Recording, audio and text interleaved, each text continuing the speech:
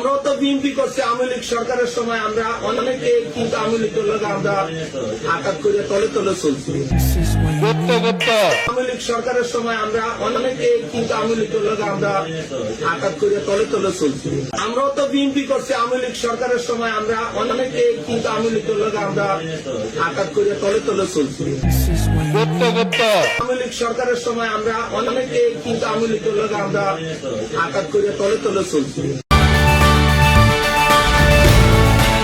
আসসালামু আলাইকুম, স্বাগত জানাচ্ছি রান্স নিউজে। আপনাদের সঙ্গে আছি আমি আরজে নীরব আহমেদ।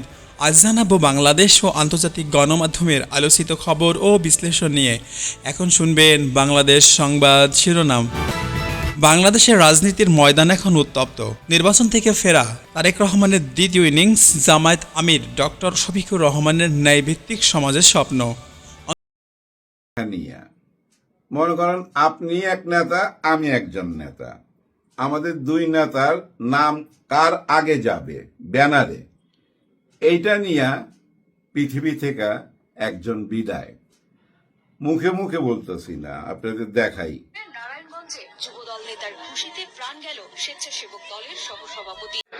আওয়ামী লীগ, বিএনপি, জাতীয় পার্টি আজকে সব এক হইতে হবে। কেন তা জানেন? এক হতে হবে একমাত্র বাংলার স্বাধীনতার জন্য, বাংলার সার্বভৌমত্বের জন্য, আমাদের পতাকা টিকিয়ে রাখার জন্য। ওই বিদেশি হানাদারদের হাত থেকে বাংলাকে রক্ষা করতে হবে। অভিযোগ উঠেছে যুবদল নেতা রাজীব হোসেনের বিরুদ্ধে। BBC news. নামের আগে পরে স্বেচ্ছাসেবক, যুবদল আর স্বেচ্ছাসেবক দল কানতেছে। আহারে কান্না রে, প্রতিদিনই এরকম কারো না কারো মা বুক খালি হইতেছে, বোনের বুক খালি হইতেছে। কিছু করার নাই। কি সেন্টিমেন্ট চিন্তা করেন, কার নাম আগে যাবে? যুবদলের নেতার আগে না স্বেচ্ছাসেবক দলের নেতার আগে? এই স্বেচ্ছাসেবক দল, আবার স্বেচ্ছাসেবক লীগ, ছাত্র দল, ছাত্রলীগ, কেমন জানি খুব কাছাকাছি নামগুলা। হ্যাঁ, নামগুলা কাছাকাছি। এই নামগুলা পরিবর্তন করা উচিত। কানে শুনতে একই রকম লাগে তো। হ্যাঁ, একই রকম লাগে। সামান্য ব্যাপার নিয়ে এটা কিন্তু আবার দাকুড়াল দিয়া মারে নাই, ঘুষি মানে হাতের জোর হয়তো এই জায়গাটায় লাগছে। এরকম ভাই সেন্সিটিভ জায়গা তো, এসব জায়গায় কেউ কোনোদিন কারো আঘাত করেন না ভাই, স্পটে ডেথ হয়ে যাবে। তো এটাও সে একই ঘটনা ঘটছে। এখন জেলের ঘানি টানো। হ্যাঁ ভাই, যে মারছে এর ফ্যামিলিটাও তো ধ্বংসের দিকে যাবে। কারণ কি, এই জেলে আর আদালতে দৌড়াইতে দৌড়াইতে টাকা পয়সা খরচ করতে করতে কেন্দ্র থেকে খোঁজ খবর নিবে না ভাই, নেয় না ভাই, নেয় না। ওই সিস্টেম নাই তো সব দলে। ওই সিস্টেম যদি থাকতো, ওই যে সাদ্দাম নামে একজন যুবলীগের সভাপতি সাদ্দাম, তার ওয়াইফ এবং 12 মাসের বাচ্চাকে মেরে উনি নিজেই ফাঁসিতে ঝুলে গেছে। অভাবে অনটনে, অভাবে চোখে অন্ধকার দেখতেছিল। স্বামী জেলখানায়, একবার বাইরেছে আবার ঢুকাইছে, হতাশায় পইরা নিজের জীবন নিছে, বাচ্চার জীবন নিছে, পুরা পরিবারটা ধ্বংস। কিন্তু এরাই রাজনীতি করে। এরকম কত সংখ্যক হবে আমাদের দেশে? 64টা জেলায় যদি আমরা হিসাব করি, জেলা উপজেলা এসব ধরেন, সব মিলাইয়া আমার মনে হয় 50,000 কইরা যদি প্রত্যেক জেলায় ধরেন, কেমন মানুষ যারা যে চাঁদাবাজি করে, জমি দখল করে, ওই মামলা বাণিজ্য করে, অন্যের উপরে জুলুম করে, ওই বাজারে যায় 100 টাকা 50 টাকা চাঁদা তুলে নেয়, টেম্পো স্ট্যান্ডে চাঁদা তোলে, বাস স্ট্যান্ডে চাঁদা তোলে, এই সব যদি ধরেন প্রতি জেলায় 50,000 হবে, হইতে পারে, তাই না? আচ্ছা ধরেন 50,000 কইরা ধরলো, সব জেলায় মিলে কত হবে? 30, 32, 35 লক্ষ মানুষ। হ্যাঁ ভাই, এই 30 থেকে 35 লক্ষ মানুষ, এদের কি পেশা? এদের আর কোনো পেশা নাই ভাই। এরা রাজনীতি কইরা বেড়ায়। এরা ওই যে সকালে ঘুমের থেকে ওইটা হাত মুখ ধুইয়া চলে যায় পার্টি অফিসে, ওইখানে দুপুরে খাওয়া দাওয়া করে, এরাই মিছিলে লোকজন জোগাড় করে, এদেরকে দিয়েই ভাই পাঠায়। ওই যে দেখতো কার জমি জানি কারা দখল করছে, মনে করেন কেউ একজন তার জমি দখল করবে, ও এখানে কিছু টাকা দিয়ে দিল নেতারে, ওই নেতা এখানে পাঠায় দিল 25 জন, যা তোরা দেখতো কি হয়েছে, দাবরানি দিয়া একটা ওইখানে ওয়াল টোয়াল গাইথা তারপরে আইবি, এরকম করে ভিতরে ভিতরে দেখা গেল 10 লাখ টাকা নিয়ে নিছে। এইভাবেই চলে। এরকম এই যে 30-35 লাখ, আমার মনে হয় না এত হবে, ধরে নেন 30 লক্ষ। এই 30 লক্ষ মানুষের কর্মসংস্থান নাই, এদের কোনো কাজ নাই, এদের আবার লেখাপড়ারও প্রবলেম আছে। আমার যেটুক ধারণা, আমার ধারণা ভুলও হইতে পারে, এদের শুধু কাজ মিছিলে যাওয়া, অফিসে বসে থাকা, নেতার হুকুম পালন করা এবং নেতার পায়ের সামনে বসা। পাশে বসতে পারে না, যতই কিছু করুক না কেন, যতই ত্যাগ করুক, যতই জেল খাটুক, যতই পুলিশের বাড়ি খাক, কোনো অসুবিধা নাই, ওই পায়ের কাছে বসতে হবে, নাহলে সামনে যায় বসতে হবে। নেতার পাশে বসতে পারবে না ভাই, হ্যাঁ ভাই পারবে না। এইটাই রদবদল করতে চাইছিল কিছু যুবক, যে যুবকরা ওই যে এনসিপির সাথে জড়িত আছে এখন। হ্যাঁ, এনসিপি মানে কি জানেন? এই যে সারা দেশে যে জুলাই গণ অভ্যুত্থান হয়েছে, এদের পরিচয় এনসিপি। এনসিপি পার্টিটা এদেরকেই প্রতিনিধিত্ব করে, এটাই সোজা অঙ্ক। নাইলে ভাই আজকে যদি এনসিপি না হইতো, জুলাই গণ অভ্যুত্থান এমনি তো হারিয়ে গেছে, কেউ মনে রাখতো না, এরাই তো বাঁচায় রাখছে। আচ্ছা, এনসিপি নিয়ে পরে কথা বলি, আমি যে কথাটা বলতেছিলাম ওইটা শেষ করি।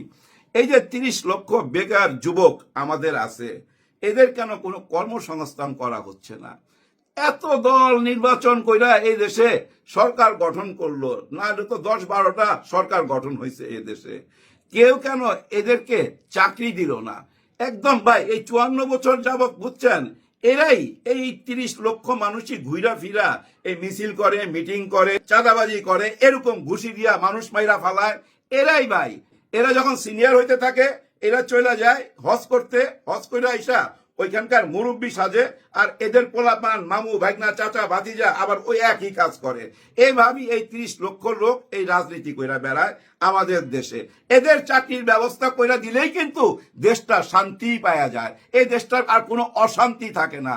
যার জন্য ডাক্তার শফিকুর রহমান স্যার বলছে, এই যে আপনারা যারা চাঁদাবাজি করতেছেন, ভাইরা মনে রাখেন, আপনাদের হাতে হাত করা না, আপনাদের হাতে আমরা কর্ম তুইলা দেবো। ওই জন্য ইঙ্গিতটা দিছে, এই জন্যই বলছে আপনাদেরকেও আমরা একটা ব্যবস্থা করব, আপনাদের নিয়ে আমাদের চিন্তা ভাবনা আছে, আপনাদেরকে কাজে লাগাবো, আপনাদেরকে কিছু কর্ম শিখাবো ভাই। হ্যাঁ ভাই, এই যে চাইনা গিয়া দেখবেন গলিতে গলিতে, মহল্লায় মহল্লায় ভাই ঘরে বৈশা বৈশা ঘড়ি বানায় ফেলায়, ঘরে বৈশা বৈশা ভাই ওভেন বানায় ফেলাইতেছে, টেলিফোন বানায় ফেলাইতেছে, লাইট বাতি যা কিছু দেখেন সমস্ত কিছু ঘরে বৈশা বৈশা বানায় ফেলায়। এরকম কর্ম শিখাবে, এমন ভাবে তৈরি করে দিবে যেন বিদেশে যায়ও ভালো কিছু করতে পারে নিজের পরিবারের জন্য। এই কথাটা ডাক্তার শফিকুর রহমান স্যার বলছে। তার মানে কি দেখছেন ওনার চিন্তা ভাবনা কোন দিকে? কিন্তু আমার মেইন প্রশ্ন, আমি দেখতেছি আমার দলটা গত 15 মাস যাবত অস্থির কইরা ফালাইছে। হ্যাঁ ভাই, আমি নিজেই তো বহিষ্কার করছি 6000, 7000, এরকমই তো শোনা যায়। আমি নিজেই যেহেতু 7000-এর মতো বহিষ্কার করছি, ধরে নেন আরো কম করছে, কিন্তু করছে তো, বহিষ্কার করলাম কেন? তার মানে কি আমার দলের ভিতরে অস্থিরতা। আচ্ছা ঠিক আছে, আমি বিদেশে ছিলাম, আমি আইসা নেই, তারপরে সবাই সোজা করে বললাম আমি, এটাই তো হওয়া উচিত ছিল। উনি আইসায় যদি একটা দাপট মারতো যে তোরা যারাই অন্যায় করবি আইন হাতে তুলে নিবি, আমি নিজে তাদেরকে ধইরা জেলে ঢুকাই দুমু, এরকম দৃশ্য যদি দেখাইতে পারতো, তাহলে তো ভাই সিনেমার মতো হিরো হয়ে যাইতো। হ্যাঁ ভাই, সাউথে এরকম হিরো হয়ে যায়। সিনেমাতে দেখেন না, রাস্তার ছেলে মন্ত্রী হইয়া পিটায় পাটায় সবকিছু ঠিকঠাক করে ফেলায়, এরকম তো হয় ভাই, হইতে পারে। যা কিছু মানুষ কল্পনা করে সেটা বাস্তবে আনতে পারে যদি নিজের সৎ চিন্তা ভাবনা থাকে, নিজের ধ্যান ধারণা ঠিক থাকে। কিন্তু মনের ভিতরে তো অস্থিরতা থাকলে কিচ্ছুই করতে পারবেন না। ভালো পরিবেশ ছাড়া ভালো কিছু জন্ম নিতে পারে না। কেন এই কথাটা বললাম? দেখেন পরিবেশটা কেমন হয়ে গেছে। আমি যে ভিডিওটা দেখাইছি, অস্থির একটা পরিবেশ না? মা বোনের কান্নাকাটি, প্রতিদিনই কেন এরকম ঘটনা ঘটবে? এবং এই ঘটনাটা তো অন্য কোন দলের ঘটতেছে না, একই জায়গা থেকে কেন বারবার ঘটতেছে, উনারাই কেন বারবার ঘটাইতেছে। কিন্তু বড় প্রশ্ন কি জানেন? আইন কানুন কোথায়? এই আইন কানুন দিয়েই তো 16 বছর আমাদেরকে শাসন করছে। 16 বছর তো এমন দেখি নাই। অনেকে বলে না আগেই ভালো ছিলাম। হ্যাঁ ভাই, এই টাইমে গত সরকারকে সবাই স্মরণ করে যে আগেই তো ভালো ছিলাম, কারণ আগে এই ধরনের ঘুষি দিয়া মাইরা ফেলাইতে পারতো না কেউ, রাস্তায় তো খাড়াইতে পারতো না কেউ, একটা 5 টনি ট্রাকই তো সরাইতে পারতো না, অনেকে সরাইবার ক্ষমতাই ছিল না। তার মানে কি এই খাকি পোশাক দিয়েই তো সবাইকে ঠান্ডা করে রাখছিল। ওই খাকি পোশাক তো এখনো আছে, ওই খাকি পোশাক তো এখনো আছে। তাহলে ওই 15-16 বছর যেভাবে দমন করতে পারছিল সন্ত্রাসীদেরকে, এখন কেন দমন করতে পারতেছে না? তার মানে কি এখন চুপচাপ তামাশা দেখতেছে? আমি বুঝতেছি না ভাই। হ্যাঁ ভাই, আমি বুঝতেছি না এ কোন মৃত্যু খেলা, এ কোন লাশ নিয়ে খেলা, এ কোন হাহাকার। চারিদিকে একটা হাহাকার পড়ে যাবে। তো এরপরে কেউ বিশ্বাসই করতে চাইবে না নির্বাচন হবে। অলরেডি তো প্রশ্ন উঠাই গেছে নির্বাচন হবে কিভাবে। না, সে নিশ্চয়ই শয়তান। তাহলে আমি যখন বলবো অপারেশন ডেভিল হান্ট, তার মানে কি আমি শয়তান ধরবো? আমি তো ওই শয়তানের দিকে ধাবিত হব, ওই শয়তানের দিকে যায় ওই শয়তান তাড়াবো। আমি কেন ভালো মানুষকে বলবো ওদিকে যায়েন না, ওদিকে শয়তান আছে? এই জন্যই বলতেছি কেমন জানি লাগতেছে, ভালো লাগতেছে না। হ্যাঁ ভাই, বর্তমান যে সিচুয়েশন দেখলে ভালো লাগতেছে না। কারণ কি জানেন, ওই যে দলের যেসব ভাইরা, বেকার ভাইরা, এখন রাজনীতি ছাড়া কোনো উপায় নাই, তারাই কারাকারি লেগে গেছে। কারণ কি জানেন, গত 16 বছর যারা ছিল তারা তো পলায় গেছে, গুপ্ত হয়ে গেছে। তারা গুপ্ত থাইকা নতুন মেম্বার দিছে, তোরা সামনে থাইকা কাজ কর, আমরা পিছনে আসি, কিছু টাকা পয়সা পাঠাইস। কেউ আছে কলকাতায়, কেউ আছে ভাই দেশে, চারিদিকে লুকায়া টুকায় আছে। হ্যাঁ ভাই, দেখা গেল যে বড় গুলশনের একটা বাড়ি ভাড়া নিয়ে চুপচাপ 5 জন বাস করতেছে, চান্দার টাকা ওইখানে চলে আসে। তাদের একটা এলাকা ছিল, ওই এলাকাটা এখন ছোট ভাইদের হাতে তুলে দিয়ে আসছে। এই তো চলতেছে। এইটার জন্য যদি কোনো একটা কার্ড বাইর করা যেত যে ভাই এই যে যারা এটা করবি এই নে কার্ড, এখন থেকে আমি দেওয়া শুরু করলাম। হ্যাঁ ভাই, আপনাদের দল তো সমুদ্রের মতো, এই যে বিরাট বড় দল, আপনাদের দলে ধরে নেন এই দেশে 6 থেকে 7 কোটি লোক আছে, আপনাদেরকে ভোট দিবে। যেভাবে জরিপ চলে যে আপনারা 70% ভোট পাবেন, ধরে নেন এই 7 কোটি লোক আপনাদের আছে। 7 কোটি লোক ভাই 100 টাকা করে দিলে কত টাকা? টাকা রাখার জায়গাই তো নাই। এই যে বেকার যারা আছে, চাঁদাবাজি করতেছে, এই টাকা যদি এদের হাতে তুলে দেওয়া হয়তো, নিশ্চয়ই ভাই এরা চাঁদাবাজি করতে যাইতো না। কারণ কি জানেন, দুনিয়ার মধ্যে আছে 2 चीज, এই দুনিয়া में है 2 चीज, एक है पेट, एक है पेट का नीच। হ্যাঁ ভাই, চরম সত্যিটা বুঝতে হবে। এই পাপী পেটের জন্য এইসব চাঁদাবাজি করতে যায়, আর তো কোনো উপায় নাই। কথা হইল কি জানেন, পেটে খাইলে পিঠে সয়, এইটা ভাবতে হবে। সেটা ভাবে নাই, কোনোদিনই ওই পথে যায় নাই। ওনার ওই প্ল্যানের মধ্যে ওই জিনিসটা নাই যে তার কর্মীদেরকে কিভাবে সঠিক পথে আনা যায়। অথচ দেখেন তার উল্টাটা, আজ থেকে 15-16 বছর আগেই জামাতে ইসলাম সে রাস্তাটা খুইলা ফেলাইছে। ধরতে গেলে 77 সাল থেকেই আরম্ভ করছে, ছাত্র শিবির গইরা তুলছে যে আমার কর্মী থাকবে শিক্ষিত, কারণ শিক্ষাই জাতির মেরুদণ্ড। তা না হইলে কেন ওনারা এই যে মানারাতের মতো বিশ্ববিদ্যালয় করবে এবং ইসলামিক ইউনিভার্সিটি চিটাগাং কেন করবে? আরো ইউনিভার্সিটি আছে।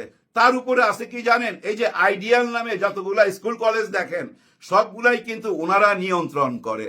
তার মানে কি দেখেন, কত লক্ষ লক্ষ ছেলে মেয়ে এখানে লেখাপড়া করে।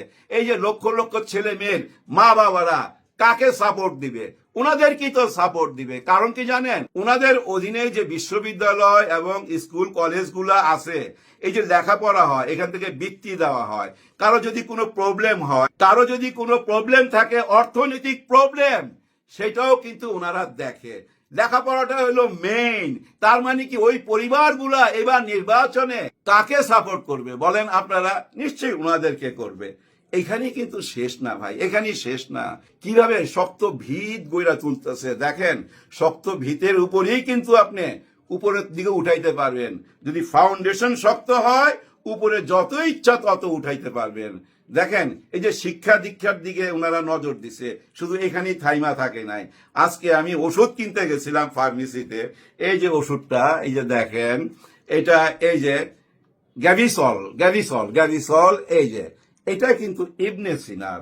আমাকে বলতেছে ওই যে ফার্মেসিতে উনি যে ভাইয়া দেখেন অন্য অন্য বড় বড় কোম্পানির চেয়ে দামেও কম, গুণেও ভালো। আমি আইসা খায়া দেখলাম ঠিক।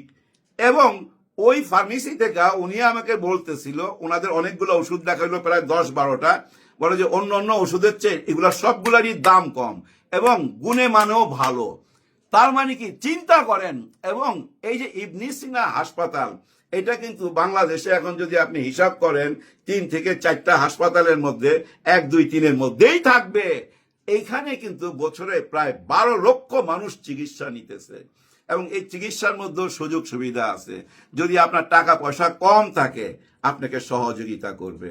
আর যারা জামাতে ইসলামের সাথে জড়িত তারা ভাই যদি ইচ্ছা করে এখানে বিনা পয়সা চিকিৎসা করাইতে পারে। ওনাদের ল্যাব আছে। তার মানে কি জানেন, এই যে সেবামূলক কাজের মধ্যে ওনারা কত আগে থেকে জড়িত। এখান থেকে গত 15-16 বছরে কত মানুষ সেবা পাইছে। বছরে 10 লাখ করে ধরলেও তো ভাই কোটি পার হয়ে যায়। এই যে কোটি মানুষ ওনাদের কাছ থেকে সেবা নিল, এরা নির্বাচনে যখন ভোট দিতে যাবে কার কথায় মাথায় নিবে? ভাই আপনারাই বলেন, আপনাদের কাছেই প্রশ্ন করি। এখানেই শেষ না। এই যে ইসলামিক ব্যাংক, এই ব্যাংকের সাথে আমাদের কত মানুষের সম্পর্ক বলেন তো? 1.5 কোটি মানুষ। হ্যাঁ ভাই, 1.5 কোটি মানুষের অ্যাকাউন্ট আছে এই ব্যাংকে, এই ইসলামিক ব্যাংকে। চিন্তা করেন, এই 1.5 কোটি মানুষ এখান থেকে সেবা পাচ্ছে এবং ওনাদের ব্যবহারও ভালো। ইসলামিক ব্যাংকের সাথে যাদের লেনদেন আছে তারা নিশ্চয়ই আমার সাথে একমত হবেন। আমারও আছে, যার জন্য আমি বলতেছি ওনাদের ব্যবহার সত্যি সত্যি ভালো। তাহলে এই যে 1.5 কোটি মানুষ এখান থেকে সেবা পাচ্ছে, এরা কার কথা চিন্তা করবে নির্বাচনের সময়? আপনারাই বলেন। দেখেন এখানে কি শেষ? দেখেন শিক্ষা দীক্ষার মধ্যে ওই যে প্রাইভেট পড়ায় না, কোচিং করায়, রেটিনা নামে কোচিং সেন্টার ওনাদের আজ থেকে প্রায় 10 বছর আগে খুলছে যদ্দূর আমার মনে হয়। রেটিনা নামে কোচিং সেন্টার সারা বাংলাদেশে প্রায় 200-র মতো আছে। এখান থেকে প্রতি বছরে 25,000 এখান থেকে প্রতি বছরে 25,000 ছাত্রছাত্রী বেরিয়ে আসতেছে। 25,000। তাহলে চিন্তা করেন, 25,000 করে চিন্তা করেন, এই যে এতগুলো বছর সংখ্যায় কত? এবার একবার কল্পনা করেন, শুধু কি মূলধারা শিক্ষার মধ্যে না, এর বাইরেও আছে, মাদ্রাসার মধ্যে আছে। 10,000 মাদ্রাসা ওনাদের অধীনে আছে। ওনারা বিভিন্ন অ্যাঙ্গেলে এটার সাথে জড়িত। 10,000 মাদ্রাসা এখানে লেখাপড়া করে প্রতি বছরে 25 লক্ষ ছাত্রছাত্রী। 25 লক্ষ ছাত্রছাত্রী। তার মানে কি দেখেন গত 15-16 বছরে কত ছাত্রছাত্রী এখান থেকে বের হয়েছে। শুধু কি ছাত্রছাত্রী, তাদের সঙ্গে তাদের মা বাবা আছে না। ও আর একটা কথা বলতে ভুলে গেছি, এই যে ইসলামিক ব্যাংক, এই ইসলামিক ব্যাংক থেকে 20 লক্ষ মা বোনকে সুদ মুক্ত ঋণ দেওয়া হয়েছে। সুদ মুক্ত ঋণ 20 লক্ষ মা বোনকে এইভাবে প্রতি বছরই দিয়ে আসতেছে। এই যে 20 লক্ষ পরিবারের সাথে ধরে নেন আরো 4-5 জন কইরা, তার মানে এখানেও তো 1 কোটি।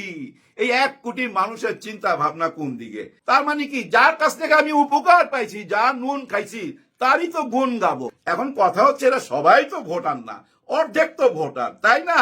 একটা পরিবারের তো সবাই ভোটার না। দেখছেন কত বড় একটা সংখ্যা। কিন্তু আমি এটা বলার জন্য এতগুলা কথা বলি নাই। আমি যেটা বলার কথা সেটা বলি। এই যে একটা ভিত তৈরি করে আনছে গোড়া থেকে, একদম ফাউন্ডেশনটা এমন ভাবে দিছে যার জন্য গত 1.5 বছরে দেখছেন বা শুনছেন যে এই জামাতে ইসলামের কেউ বা এই 11 দলের কেউ চাঁদাবাজি করতেছে, টেন্ডারবাজি করতেছে, জমি দখল করতেছে, মামলা বাণিজ্য করতেছে, এরকম কোনো ঘটনা দেখছেন? বা ওনাদের হাত থেকে কেউ মাইক দই খায়া এই পৃথিবী ছাইরা চলে গেছে, এরকম কয়টা ঘটনা সামনে আনতে পারবেন?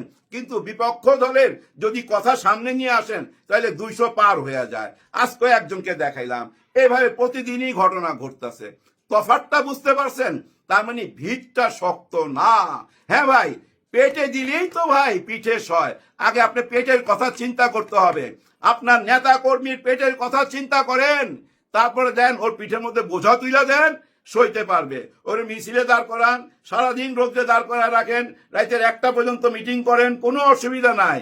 ওর পেটের দিকে তাকাইতে হবে। ওর পেটের দিকে যদি আপনারা বড় বড় নেতারা না তাকান তাহলে ও কি করবে? আপনার নাম বেচে, আপনার সাইনবোর্ড লাগায়া, থানাকে হুমকি দিয়া, পুলিশকে হুমকি দিয়া চাঁদাবাজি করার চেষ্টা করবেই। কারণ উপায় তো নাই। দুনিয়ার মধ্যে 2 चीज है, एक है पेट, एक है पेट का नीच। কোথায় যাবে মানুষ, ওই কোথায় যাওয়ার কথা আগে ভাবেন, তারপরে দেখবেন সব কিছু সুন্দর হয়ে যাবে। হ্যাঁ ভাই, ওই কার্ড যদি দিতে চান ওই নিজেদের ওই লোকগুলাকে দেন, তারা যেন একটা ব্যবস্থা করতে পারে। হ্যাঁ ভাই, তাদের ব্যবস্থা করেন, দেখবেন সুন্দর পরিবেশ হয়ে যাবে। আর সুন্দর পরিবেশের মধ্যেই কিন্তু সুন্দর কিছু জন্ম নেয়। বেশি কথা বাড়াবো না, এন্ডে একটা কথার তর্জমা করব। এই কথাটা কেন ডাক্তার শফিকুর রহমান স্যার বললো? একটা কথা বলছে না, যেমন একটা কথা বললাম যে কোনো চাঁদাবাজের হাতে আমরা হাত করা না, তাদের হাতে কাজ তুলে দিব। আরেকটা কথা বলছে ভাই, ডেঞ্জারাস কথা। সেটা কি? বাংলাদেশের ব্যাংক থেকে 28 লক্ষ কোটি টাকা লুট কইরা বিদেশে নিয়ে চলে গেছে। সেই টাকা আমরা ফিরিয়ে আনবো। প্রয়োজনে তাদের মুখের ভিতরে হাত ঢুকায়া পেট থেকে টাকা বাইর কইরা আনুন। এই কথা কেন এখন? নিশ্চয়ই বিদেশ থেকে কেউ কথা দিছে যে আপনারা ক্ষমতায় আসেন, তারপরে জনগণকে চমক দেওয়ার জন্য আপনাদেরকে এই টাকা ফেরত দিব। কারণ ওদের টাকা আমাদের ব্যাংকে এখন জমা, ওই টাকা আটকায়া ফেলাইছি। এরকম কিছু কি? নিশ্চয়ই এরকম কিছু। না হলে কেন দেখেন হঠাৎ করে আইসা আল জাজিরা, রয়টার, টাইম, বিদেশি এত বড় বড় পত্রিকা গুলা এই যে জামাতে ইসলামের পক্ষে, ইনিয়ে বিনিয়ে সব কিছুতেই দেখবেন জামাতে ইসলামের পক্ষে। দেখেন ইন্টারভিউ নিল তারেক রহমান সাহেবের, ওনার এই টাইমে নির্বাচন, কয়েকদিন আগে নির্বাচন, ওনার চিন্তিত মুখ টাইম পত্রিকার সামনে কেন দিবেন? আর ওই যে প্রোটোকল সান না কি বলছেন, ওই কথা কেন বলবেন? ওইটার মূল ব্যাখ্যা এখন তো অন্য রকম দাঁড়ায় গেছে। এবং ভিতরে কেন ওই ল্যাম্প পোস্টের কথা বলবেন? কারণ কি আপনার খাম্বার কথা তুলা? তার মানে কি এই দলটার ক্ষতি করার জন্যই এই ইন্টারভিউটা নেওয়া হয়েছে? এই পত্রিকাটা ভাই, টাইম পত্রিকাটা আমেরিকার। তার মানে কি আমেরিকার ডিপ স্টেট থেকে চাইছে এই বিএনপি কে পচাইতে। বিএনপি যেটা বুঝতে পারে নাই, আমার অর্থাৎ বিএনপি ব্যাপার না, বুঝতে পারে নাই কারা? যারা ওনাকে লন্ডন থেকে ঢাকায় আসতে দেয় নাই। ওনার একটা গুপ্ত উপদেষ্টা কমিটি আছে, এই গুপ্ত উপদেষ্টা কমিটি ওনাকে আসতে দেয় নাই এবং ওনাকে বুঝতেও দেয় নাই। কত বড় ঘটনা ঘটে গেছে দেখেন, কোনো কিছু উনি বুঝতে পারে নাই। দেখেন অনেক দিন পর আইসা, এই যে 8-9 মাস পর আইসা উনি হ্যাঁ ভোটের কথা বললো। উনি নিজের মুখে বলছে। আমি গতকালকে ভিডিওতে বলছিলাম, পরে দেখি হ্যাঁ উনি নিজেই বলতেছে আমাদের হ্যাঁ ভোট দিতে হবে, আমরা জুলাই গণ অভ্যুত্থানের সাথে আছি। আচ্ছা, জুলাই গণ অভ্যুত্থানের সাথে আছেন, যদি হ্যাঁ ভোটের সঙ্গেই থাকেন, তাহলে 8-9 মাস নষ্ট করলেন কেন? সব কিছুতে না বললেন কেন? এত না তো দরকার ছিল না, তাই না ভাই? এই নির্বাচনেরই তো দরকার হয় না, হ্যাঁ ভোট নির্বাচনটা তো আসেই না, প্রয়োজনই নাই। দুই পক্ষেই তো ভাই রাজি, মিয়া বিবি রাজি, তো কা কেরেগা কাজী। হ্যাঁ ভাই, ডক্টর ইউনূস স্যার কি করতে পারতো? ওনারা যদি মিলা যাইতো যে ভাই আমরা হ্যাঁ না ভোটের মধ্যে নাই, জাতীয় নির্বাচনের মধ্যে আছি, বাস, আর কোনোটার মধ্যে নাই, এত টাকাও তো খরচ হয় না। এই নির্বাচনের ভোট গণনা করতে ভাই 3-4 দিন লেগে যেতে পারে। এই শুধু হ্যাঁ না ভোট আর জাতীয় নির্বাচন, এই দুইটা মিলে হয়ে গেছে। দেখেন এখন দুই পক্ষই এক জায়গায়, অথচ হ্যাঁ না ভোট হচ্ছে। কেমন জানি লেজে গোবরে পেঁচে গেছে।